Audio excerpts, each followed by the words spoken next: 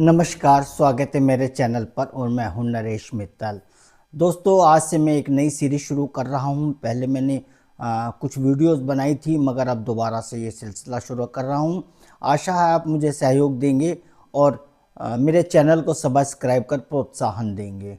दोस्तों, आज की सबसे बड़ी खबर, अगर क्रिकेट जगत की बात करें तो सबकी नज़रें पाकिस्तान पर लगी हुई हैं।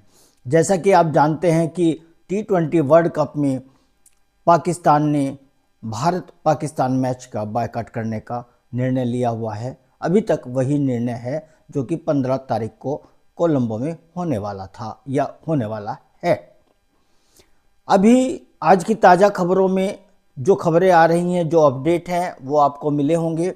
वो यह है कि आईसीसी का एक प्रतिनिधिमंडल पाकिस्तान गया, लाहौर गया। वहाँ पर उनकी मीटिंग हुई। साथ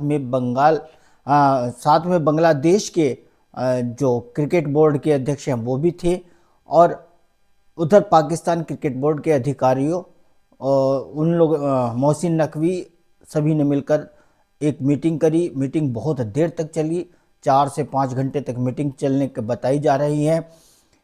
इतनी बड़ी मीटिंग चलने के बहुत सारे कारण हो सकते हैं। हालांकि मीटिंग के बाद कोई प्रेस रिलीज नहीं आई, कोई पीसी नहीं हुई, कोई प्रेस कॉन्फ्रेंस नहीं की गई, और जो जर्नलिस्ट इंतजार कर रहे थे देर रात तक, वो निराश मायूस अपने घर वापस लौटे।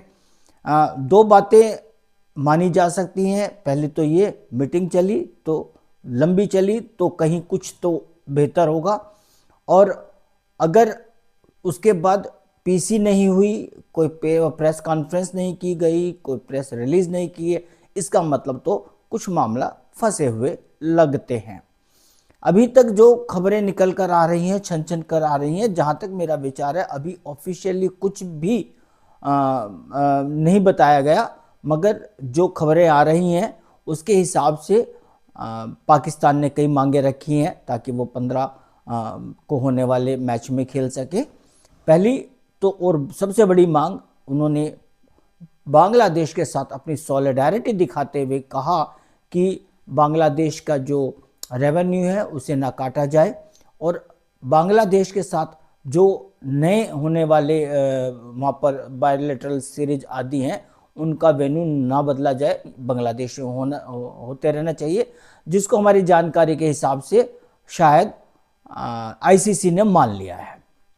आईसीसी ने शायद ये कहा है कि उन पर पहले ही हमारा कोई जुर्माना लगाने का विचार नहीं था, तो ये प्रश्न ही नहीं है कि उनका किसी तरह का रेवेन्यू काटा जाएगा। अब रही पाकिस्तान ने अपनी बातों को आगे बढ़ाते हुए मांगा कि पहली बात, उनका रेवेन्यू बढ़ाया जाए, 34.5 से ज़्यादा बड़ा मिलियन से ज़्यादा किया जाए। उन्होंने कहा कि भारत पाकिस्तान और बांग्लादेश की ट्राई सीरीज की जाए, उनके देश में की जाए, और हमारे साथ भारत बायलैटरल भी खेले। इस पर हमारी जानकारी के हिसाब से आईसीसी ने बड़े स्पष्ट शब्दों में मना कर दिया कि ये सब चीज़ें आईसीसी के अधिकार से बाहर हैं। बोर्ड निर्णय लेते हैं, वो बोर्ड अपने देश की सरकारों और उनके संबंधों के आधार पर जो भी निर्णय लेते हैं उसमें हमारा कोई भी दखल नहीं होता।